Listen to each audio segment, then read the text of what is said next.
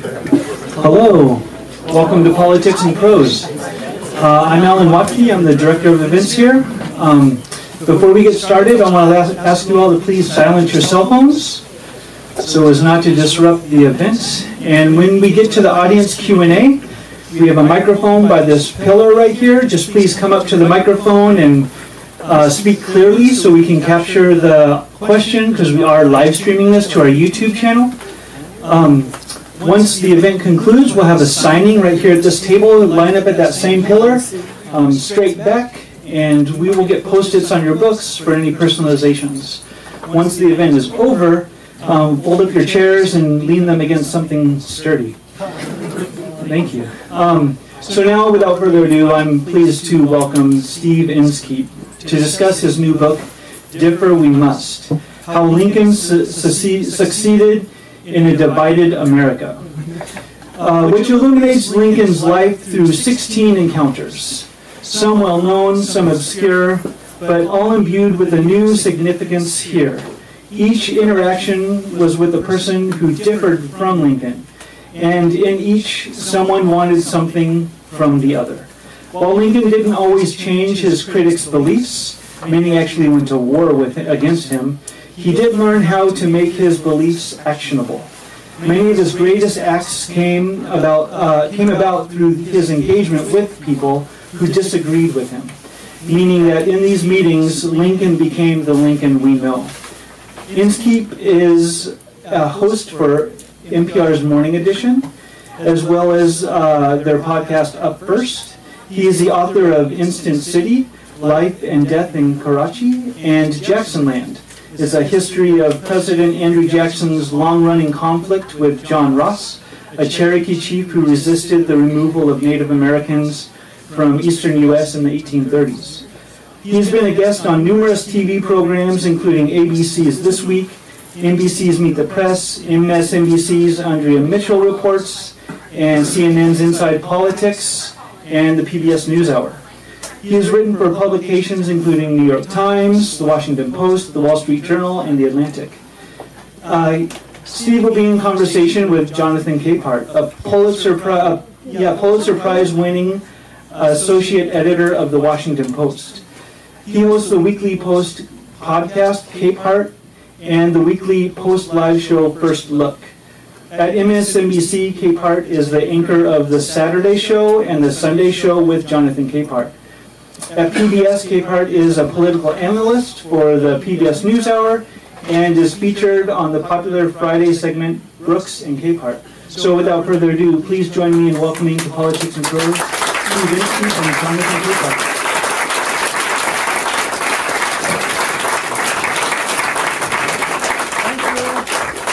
Big crowd. Wow. I knew it would be a big crowd because I could not find parking. But Steve, it is great to see you. Thank you for making the effort to park. I appreciate it. I want to start in a spot, since we got a nice overview of what the book is. I want to start in a different place. You bet. And then we can get into where the title comes from. Do you notice how much this man has marked up the book? I'm really flattered by this. But go on. Oh no, you did us the honor of writing the book. I at least should read the book. Thank you. and be a little prepared. So, on page 90 of your book, you write Lincoln. He wanted Chase, the anti-slavery zealot, as well as Bates, the more conservative Missourian. He would find a place for Cameron, who was thought to be corrupt, but whose state had ensured his nomination. And he needed Seward, who, like the others, thought he should have been president. He made these choices with little regard for managing the crisis that would loom should he win, and much regard for the requirements of his party. But this was not irrational. A Democratic leader needed political support as much as confidence. If these men pulled in their own directions, Lincoln would have to manage them.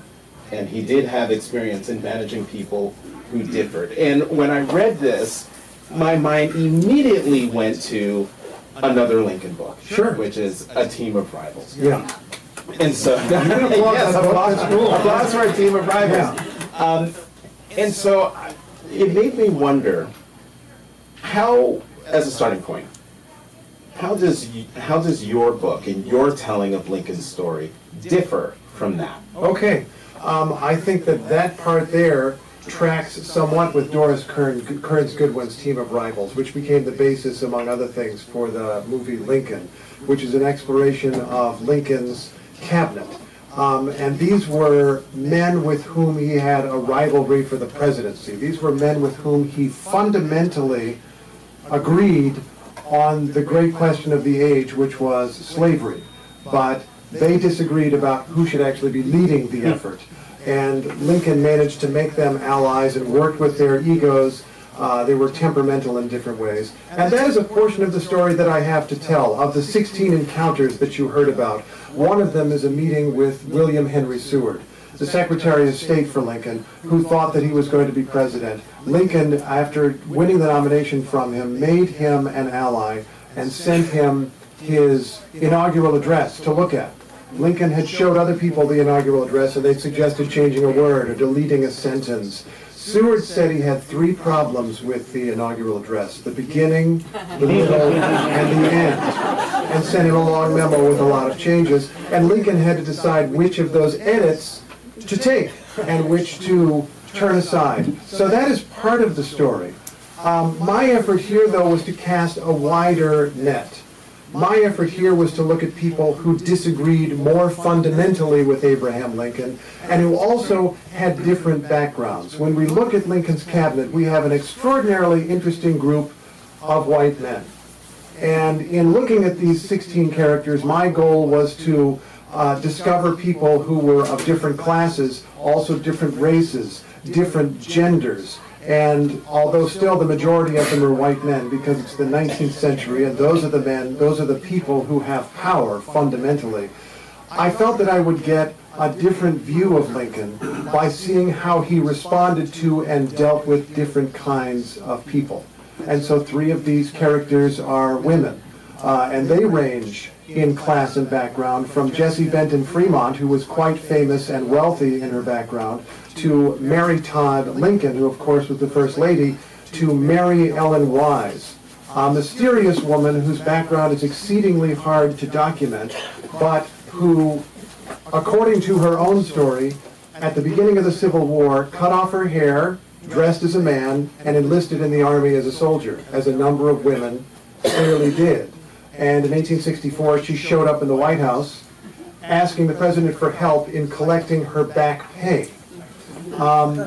There are 2 black men in this group, one of them being Frederick Douglass, who is... We'll get to it. Yeah, we'll get to in a minute. William Florville, Lincoln's barber, who was a Haitian immigrant. There is Lean Bear, who was a member of the Cheyenne Nation in what is now the state of Colorado, who was part of a delegation that traveled to the White House in 1863. In looking at these different people, in looking at radical abolitionists who considered Lincoln to be rather behind the times in his views on slavery, all the way over to actual slave owners whom Lincoln befriended and tried to deal with and get something out of, I felt that I would understand something that I hadn't before, even after reading all the Lincoln books that I had read, about Lincoln's political style, about how he accomplished, what his understanding was of human nature, and how he tried to use that. So that's where I was going with this. And this is perfect because this gets to the title of your book, Differ We Must. And it comes from, and you can fill in the story, but it's a phrase used in a letter to one of these very close friends, a friend of his, who came from a slaveholding family, Joshua Speed. Yeah. Lincoln met Speed in Springfield, Illinois, where they were both ambitious young men, and they were roommates. They shared a single room above a store for 4 years, and in fact shared a bed for 4 years, which was kind of common in this time where there was a bit of a shortage of housing, but has led to all kinds of questions. But very close friends, and Speed had grown up wealthy in a slaveholding family. His father, upon his death, left behind human property, more than 50 human beings that he used to work a hemp farm in Kentucky. And by the 1850s, when they're both a little bit older, and this is a period where slavery had become the central divide, the central dilemma in America. It's before the Civil War. Lincoln wrote this letter to Joshua Speed in which he notes that Joshua Speed disagrees with slavery in the abstract, but is not serious politically about doing anything about it. Criticizes him for this, says exactly why he's wrong, and then says, but if for this we must differ, differ we must. And rather than ostracizing or isolating his friend, he says, your friend forever, in the sign off to the letter. Several things are profound to me about this, Jonathan, and reflect on our politics now. One of them is the idea of knowing in the abstract that something is wrong, as opposed to doing something politically about it. We could probably think of very large issues right now where we kind of know it's wrong to cook the planet, just to give an example, but doing something about it is a different matter altogether. The second is what to do about somebody who holds a profoundly wrong position. Speed was pretty wrong on slavery. Maybe not the very worst person, but pretty wrong. And Lincoln did not use that as an occasion to ostracize him or try to purify himself by staying away from this person. He continued engaging Joshua Speed. And in a few years, when the Civil War came and Lincoln was president, he got some value out of that relationship because Speed remained loyal to the Union and was a prominent Unionist citizen of the slave state of Kentucky. And in their relationship, and I'm bouncing all over the place in all my little notes in the book, because as you're talking about Joshua Speed and their battles back and forth over slavery, you tell the story about Lincoln, and I believe he's on a boat or a ship. And I believe there are enslaved people with him, and there's a fiddler. Yes, tell the story about this fiddler, and then I wish I knew more about this story. I made an effort to find out more about this man, although it was impossible. I made an effort even to find out about fiddling in the 19th century to better understand this man. It's a classic story because this man was enslaved. And so the documentary evidence of this person is very difficult to find. But in 1841, when he was a young man, he would have been in his early 30s. That's young to me these days. Lincoln was on a steamboat with his friend Joshua Speed, as a matter of fact, traveling back to Illinois after a trip from Kentucky. And they spent a number of days, it was a slow boat on the Ohio River, a number of days on a boat, and on deck were a dozen men, 12 men, chained together.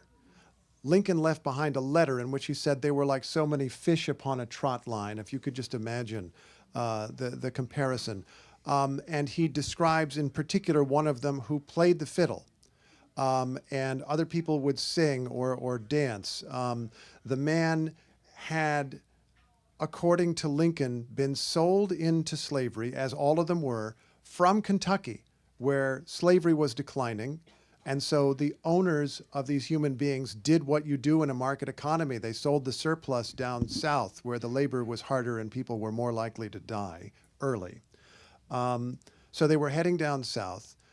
This man had been sold away from his old owner, according to Lincoln, because of an over-fondness for his wife, which Lincoln does not explain, but it sounds like he just was too interested in actually spending time with his own wife instead of working, or perhaps the wife was herself of interest to the master. We do not know the details, except they are horrifying. This, to me, is a powerful account because it is the only account, detailed account, that Lincoln left of his encounter with someone who was enslaved.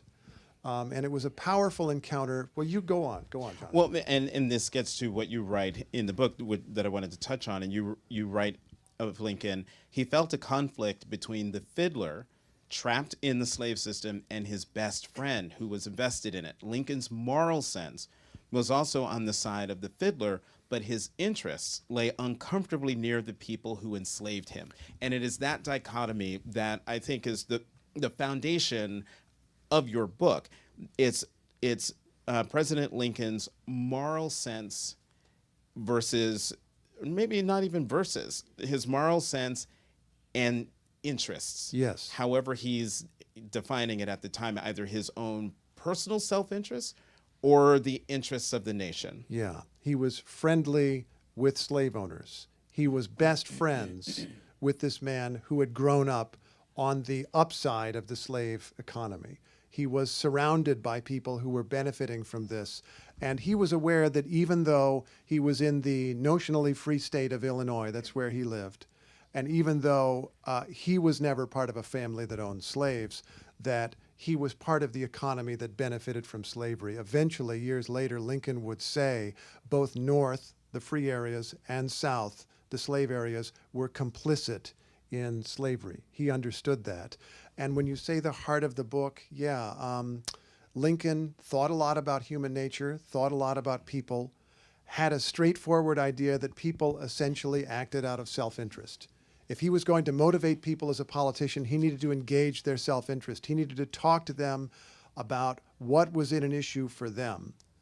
But at the same time, he tried to align their self-interest with a higher moral purpose when he could, which ultimately is what he attempted to do with slavery. I want to get you to clarify something here, because you write of Lincoln, he had to do his social climbing carefully because he lived in a culture of equality. Citizens would drag down any man who acted like they're better. He always stressed his modest roots. Culture of equality jumped out at me because that's not how I would describe the 1800s. I think that's an excellent question. I've lost my mic. Is my mic no longer working?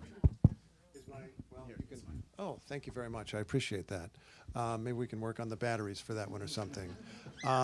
Just as he asked the tough question, the mic dies, the lights go down. No, I think it's an excellent question.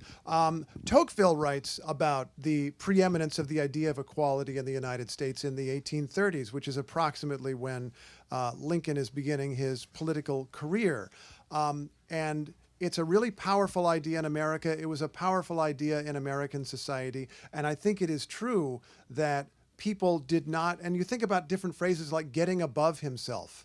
If you're getting above yourself, you're acting like you're better than the people that you grew up with. And people do not like that. They may even tend to pull you down. As I go on to write, though, there were a few glaring exceptions in the culture of equality. It primarily did not include anyone except white people or even white men.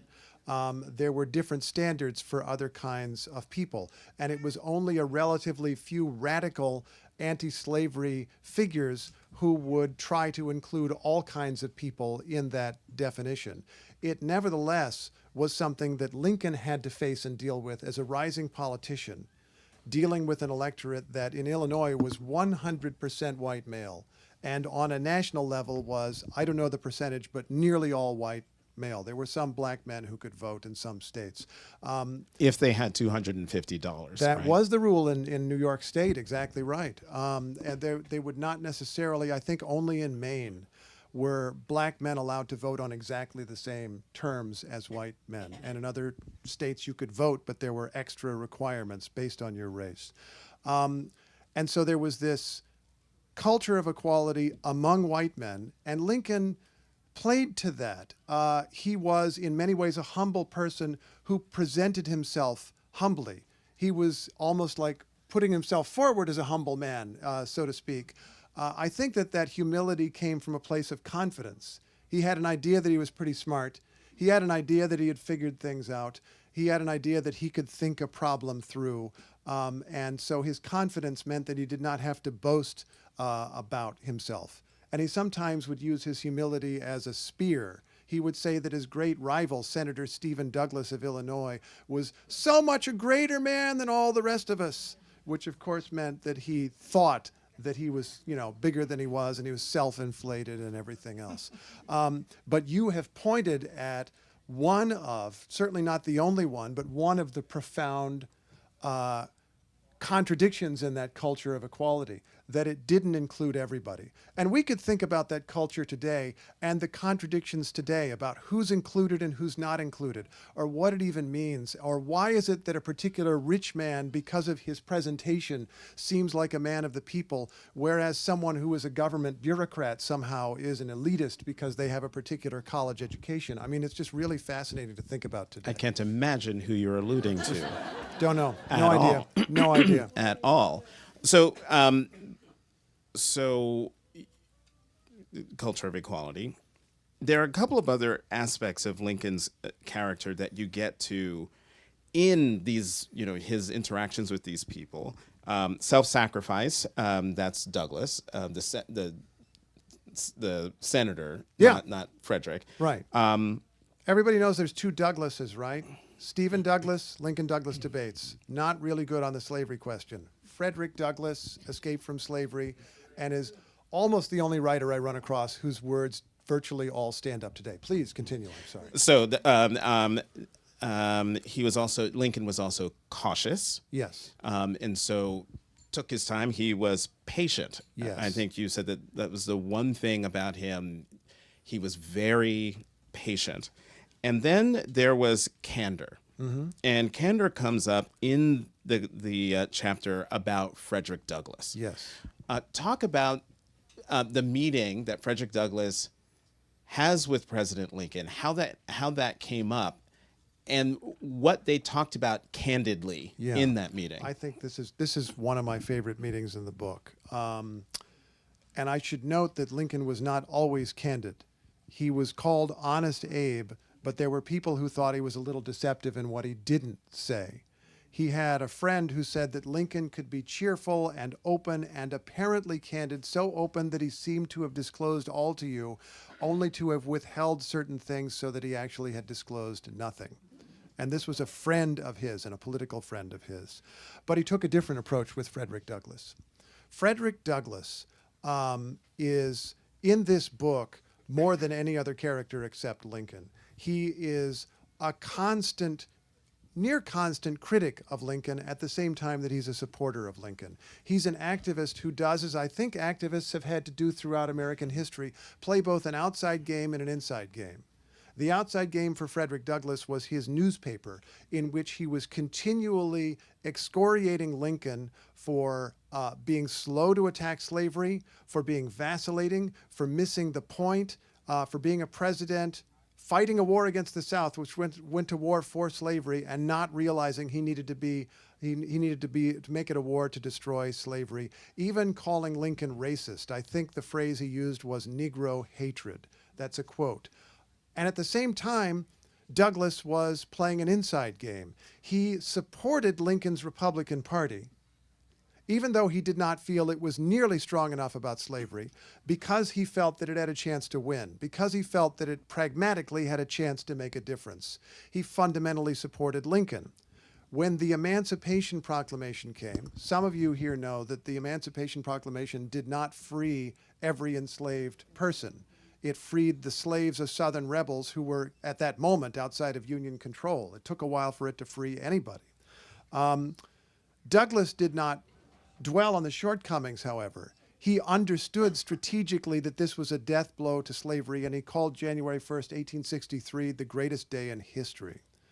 He then became a military recruiter, recruiting black men for the Union Army, which was adding to the Union's manpower advantage by recruiting black men both north and south.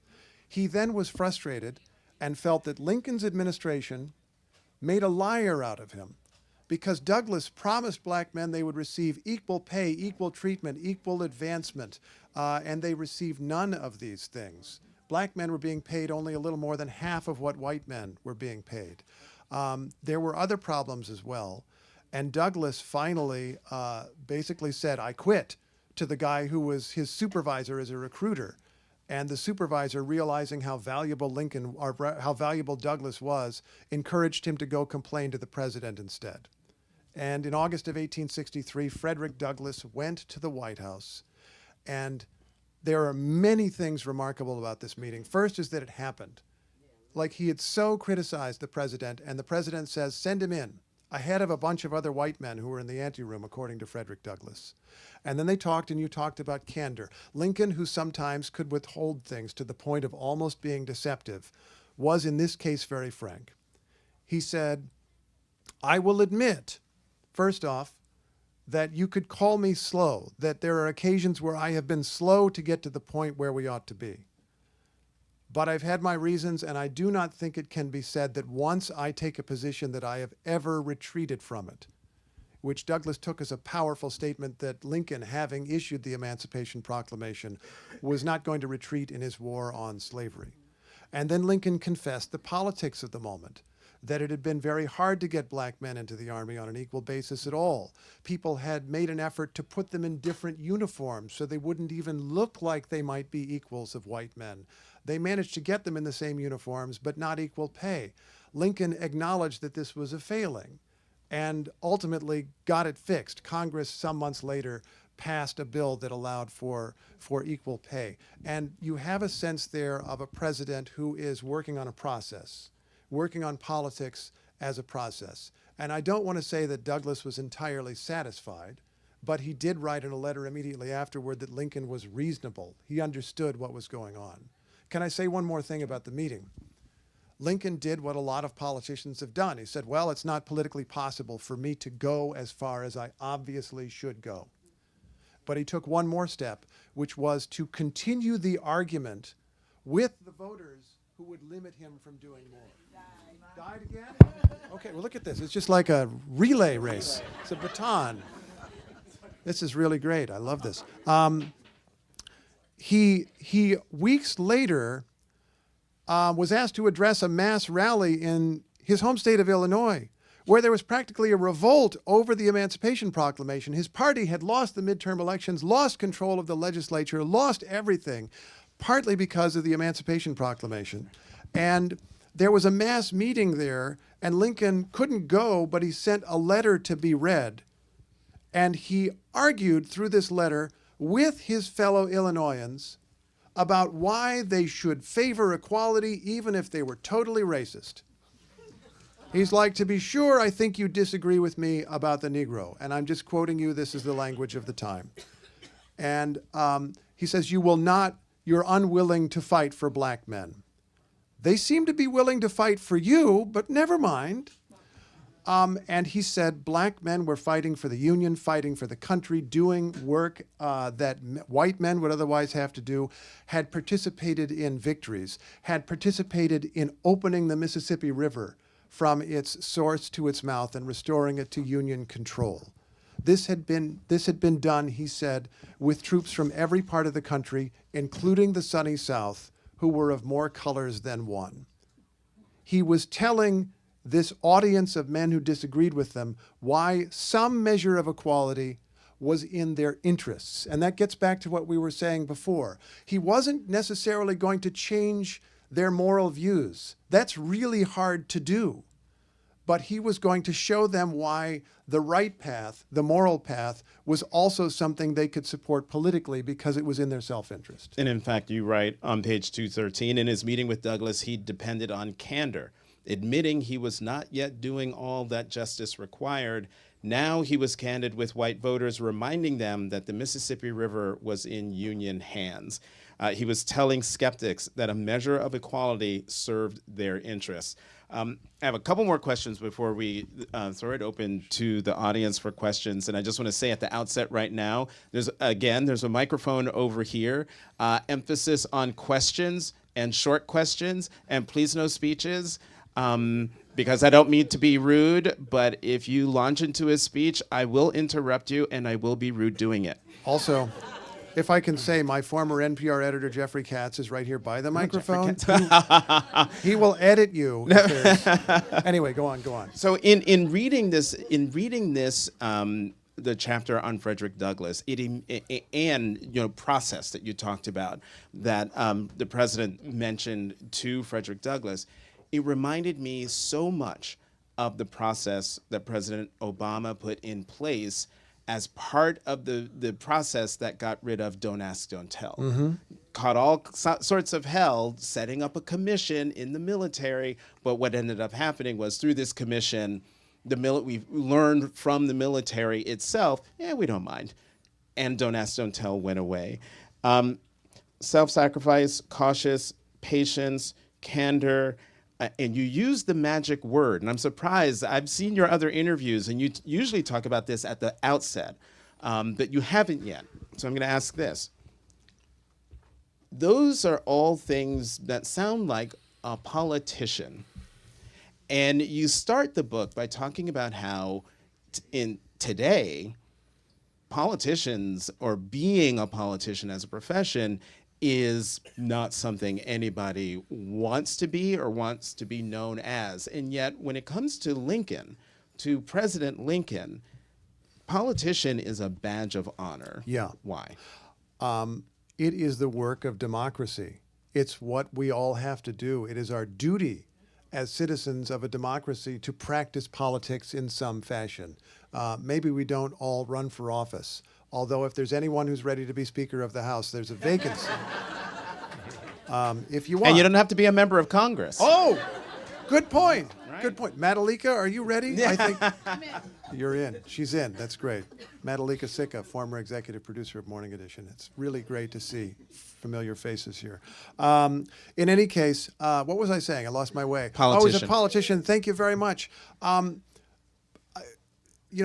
of the job of a democracy is to build a majority for the democracy. We express this worry that we're all divided today. I think on its face, that is okay. We ought to be divided. It is a free country, an incredibly diverse country with people of an incredibly wide range of backgrounds and opinions. Of course, we're going to disagree. It would be a totalitarian state if we all came together and agreed. It wouldn't even be true. It'd be 1984. But we need to agree at least narrowly on the idea that this republic ought to endure, that our institutions are worth preserving and improving when we can, that we can look at injustice in society and address it to the extent we can get away with today and fight for more in the next election. Also, we can build a majority for the idea that we ought to have a next election. And thank you. You can applaud that. You can applaud elections. That's good.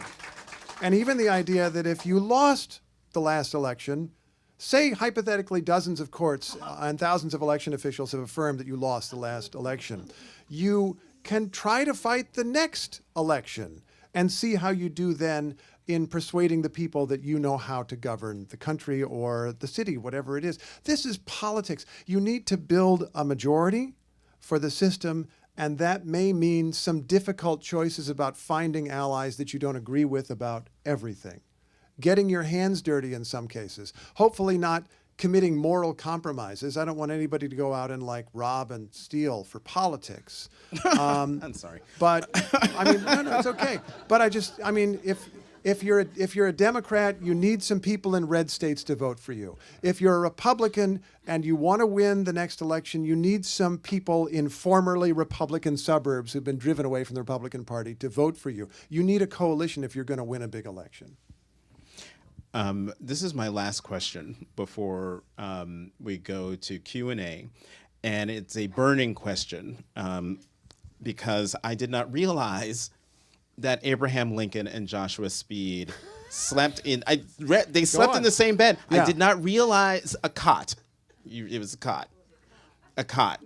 But I did not realize it was for 4 years. It was a while. So the burning question I have is, or what?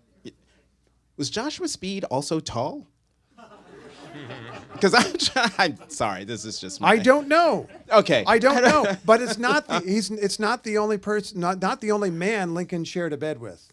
There was another guy, they were both clerks in a store, and that was a cot that was so narrow that when one turned over, the other had to turn over. Oh, I missed that. Oh, yeah. That's the guy. That's who I'm thinking of. It's the cot above the store. I think Joshua Speed had a little bigger bed, but it was because he was rich. Bed. It was but it was a bed, Sorry, my world has been rocked. That's okay. I always like to end the formal Q&A on a silly question, and that one ranks. That was a good one. No, thank you. Okay, we have a questioner. Thank you very much for your question. Remember, Jeffrey's right there. No, I'm sorry. Please go ahead. Some of the people who differed with Lincoln were responsible for his assassination, and they went unpunished. And before, when he was still alive, how had he tried to work perhaps with these people, and what are the implications today for candidates like RFK and Trump? Wow. I don't want to talk about implications as if someone today is going to be attacked or anything, although look at the world we're living in, things are possible. On how they should negotiate. Well, let's talk about that for a minute. Lincoln did not kiss and make up with everybody. He was not a peace at any price person. I mean, he ended up fighting a war against a large part of the country, which fired the first shot, attempting to break up the Union. And I think that's important to remember about him. That is another thing. People get frustrated with dealing with the other side because you think these people are hopeless or acting in bad faith or don't recognize my humanity. And if you're dealing with someone like that, I mean, I'm not going to be the one to say you should just go ahead and make friends with them. The idea is to make allies where you can, which he did. And he also insisted on the enforcement of the Constitution, and insisted on the enforcement of federal authority, and insisted on, as he said, his job was to run the machine as it is, not let someone break it all apart arbitrarily. And he recognized the risk to his life in doing that. He has a friend at one point who came to visit him in Washington and discovered the President of the United States walking alone down Pennsylvania Avenue. And the friend expressed worry for his security and said, "Why aren't you with some soldiers?" Which he sometimes was, but not always. And Lincoln said, "Why would I bother with that? Having more security would be like putting up one fence rail when the rest of the fence was down all the way along the side of the field. What is the point of that? Someone can get me if they want to." He recognized the risk and he took it, which I think is true really of all of us in this country and in this world. Thank you for your question. Next question. Okay. How did he become like he was, and how do we get more people to become like that? Thank you. I love that question. I thought a lot about it because as a kid growing up in Indiana, you learn a lot about Lincoln, who did most of his growing up in Indiana. There's a lot of Lincoln propaganda there. And there's a lot of pro-books propaganda, which is very good here in this bookstore, because we learned that Lincoln was a reader. He was a voracious reader. He read every book he could get his hands on out in the Indiana woods, and he might walk for miles to some other farm to get a book. And there is even a record, memories of different people of different books that he read. And I realized looking at this list of books, it's not very impressive. And it wouldn't be because he's out in the woods. He was reading all that he could, and that was important, but there was something else that was more important in his education, and that was his study of people. His stepmother described young Abraham Lincoln sitting in the cabin when grown-ups would come to visit, and the grown-ups would all talk, and Lincoln would sit there listening without saying a word until the visitors left, and then he would ask a million questions of his parents because he wanted to understand everything. And there are other examples throughout his life of Lincoln carefully observing people and thinking about people. And that leads to another word that we could add to Jonathan's excellent list or summary of words, and that's empathy. He thought about the other person. That doesn't mean he sympathized with the other person. That doesn't mean he came to agree with the other person or that they necessarily ever agreed with him. But he realized that if he understood where they were coming from, he would better know what to do about them, for them, with them, or to them. Thank you. Next question. I guess my question is, after hearing you, did you start this book, or during the course of the book, was this in part based on a view that moralism and moralistic behavior and thoughts have become too strong in American politics today, and how that compared to what you found? Thank you for the question. You give me the credit of assuming that I had a big idea when I started the book. And really what I wanted to do was tell a story about Lincoln, because I'd done other books on the 19th century and was more and more interested in this figure that I've been fascinated with since I was a kid. And the themes of the book grew out of my reporting, so to speak, as I found my 16 characters and found how I could assemble them into the story of these meetings with them, into the story of Lincoln's life. The themes emerged.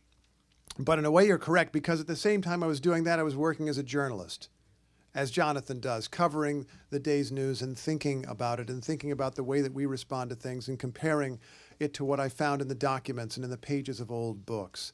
And I did feel that there may be a lot of us who have the wrong idea, or certainly a different idea than Abraham Lincoln did, of how to deal with people who differ, how to deal with people who disagree. You use the word moral. It seems to me that when someone was morally wrong on an issue, Lincoln did not take it personally or regard it as a personal failing of them. He presumed that they were shaped by their environment, by their circumstances to do the wrong thing. He didn't even say that he was morally superior to slave owners. He said they were in a system that they supported out of self-interest, and the problem was the fundamentally immoral system, which he always opposed and ultimately found a way to destroy. Thank you. Next question. Great. Thank you both, and thanks to Politics and Prose. Steve, you said you wanted to tell a story about Lincoln. Was there a catalyst? A little bit more about the origin story, and then secondly, what surprised you the most as you were writing the book? Yeah, I mentioned the previous books about the 19th century. Lincoln was a minor character in both of them, and he appealed to me greatly. The older books made it possible for me to write about Lincoln at all. I'm glad you're here, Madalika. I don't know if you remember this conversation, but I told you possibly 15 or 16 years ago how interested I'd always been in Lincoln, and that I was always reading Lincoln books, and I had books of Lincoln's speeches. And I think I said to you a spectacularly arrogant thing, so out of character. I said, I feel like I have so much Lincoln in my head that I could almost sit down and just write a biography of Lincoln. What utter hokum. Was that when I said to you, does the world really need another Lincoln? That might have been the first of many times that you asked me that question. But in beginning what I'm saying is that by writing these other books of the 19th century, I began to feel I had enough confidence and enough knowledge, really, to maybe have something original to say about this guy, which I was aware before that I would not have. And in doing the research, I rapidly discovered how much I did not know. I'm flattered. Some of the early readers of this book have written me to say, I've read a dozen Lincoln books and I found all these things I did not know. There are a lot of meetings in this book that are referred to in big biographies of Lincoln, and there's a paragraph about them. And when you look at a whole chapter on that meeting, I at least learned a ton of things that I did not know. I mean, what I ultimately concluded was, I can't claim that there's anything new in this book because there's so many thousands of Lincoln books. How would anybody know? But there were a lot of things that were new to me. I know there's a lady in yellow behind the column. Do you have a question? Are you in line for a question? Great. Steve Okay. has mostly answered this question, but The mic. I'm sorry. I wanted to give him a chance to say a little bit more on Lincoln as a study of human nature and how he sort of executed on that. Yeah, I mean, I guess another thing that occurs to me is that Lincoln was not a deeply read philosopher. I've gotten a chance to do some interviews on this book and to talk to different people, and some people reference different philosophers that they are reminded of. And there's an amazing book, by the way, by David S. Reynolds, who gets into a lot of writers whose thinking Lincoln seemed to resemble in some way. But I feel that he was well read by the later part of his life, but not tremendously well read. And I think that he felt his way to these ideas in a kind of organic way by perceiving people. And ultimately what he was doing was a really hard task. It's a task that, liberals face today, any number of people face today, and it's like, how do I persuade voters to care about someone who is not them? You know, how do I persuade voters to care about homeless people or Ukrainians, which turns out to be a problem for some people, or Israelis or Palestinians or any number of people around the world, or black people in any kind of situation you want to talk about. And Lincoln realized, having concluded that people acted on their own interests, which is understandable. If you don't act on your interests, who will? He needed to talk to them about slavery, not as a matter of charity or sympathy for a poor black person, but as explaining why slavery was bad for them. Smeared the United States reputation as a beacon of liberty, and competed against free labor. And he would, even if he talked about the rights of enslaved people, he would talk about it in terms of labor. He would say a black woman has the same right as I do or you do to be paid for her labor, which if you are a white person trying to make a living, you would understand. That's how he applied his understanding of human nature. And I know you have a question, but also to amplify this point, and you get to this in the introduction, and I'm going to read some of these that I underlined. Just as athletes are best seen in motion on the field, Lincoln is best seen in action with other people. Lincoln learned, adapted, and sought advantage while interacting with people who disagreed with him. He rarely wrote people off because he knew they had the power of the vote. He learned how to make his beliefs actionable. Had he failed to engage with people who differed, he would not have become the Lincoln we know. And then finally, he knew his limitations and those of the democratic system, small d democratic system. He didn't try to win all arguments, nor to crush all opponents, nor to solve all problems. He concentrated his power on fights he had to win to keep from losing everything. Next question. Thank you both. I just finished John Meacham's book and H.W. Brand's book. So the book I read from Meacham was actually about Andrew Jackson, who I know you have also written about. It's a little odd that we've ended up a couple times. That's very, very interesting. I wanted to ask you, because Andrew Jackson was a unionist and was a celebrity of his day and age, but has really fallen out of favor, you could say, recently. Can you talk a little bit about both of their popularity, how they've evolved specifically over the course of time? Was it, for the most part, Andrew Jackson, his fall from grace was what doomed him? The Trail of Tears?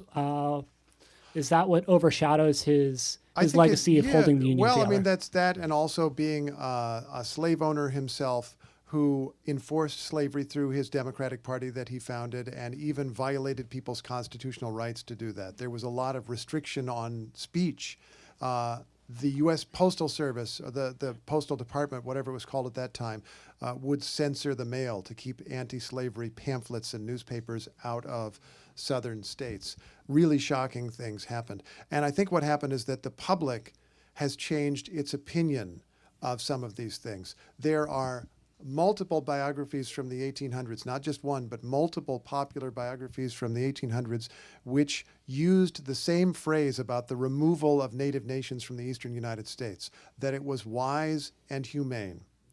The poor Indians were being killed off by white settlers, and of course you were not going to mess with the white settlers, so you got to move the Indians for their own benefit. It was a kind of segregation.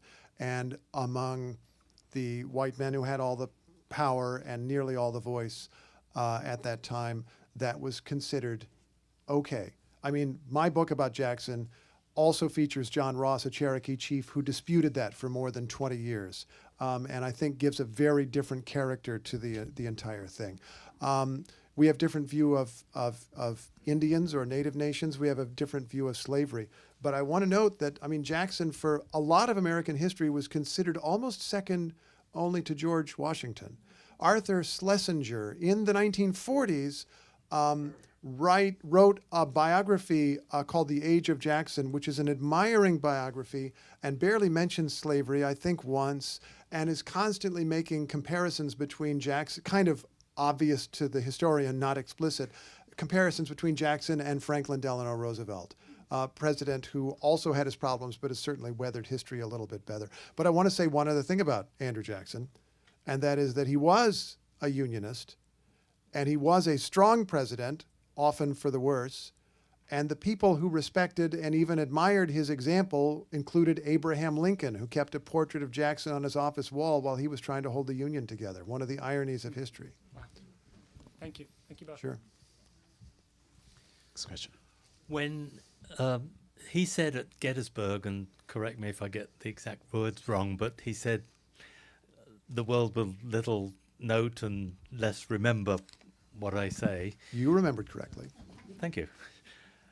Did he know that he was saying that about one of the greatest speeches of all time, or should you add to your list of adjectives self-deprecating? I absolutely would add It's that. in there, actually. Yeah, self-effacing. It's that's one of the great examples of humility, and there's something really emotional about that line. It chokes me up.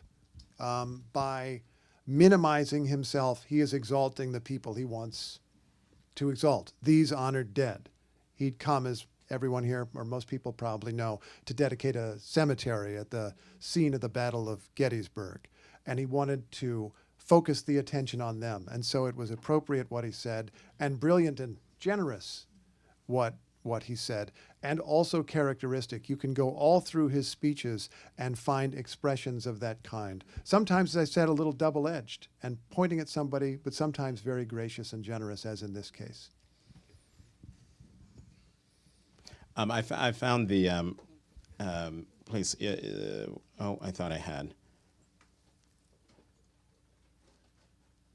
He made fun of self-important clerics and his own ungainly face. Nothing was off limits. But there's other things in here. I know I have it underlined. I just can't find it. Okay.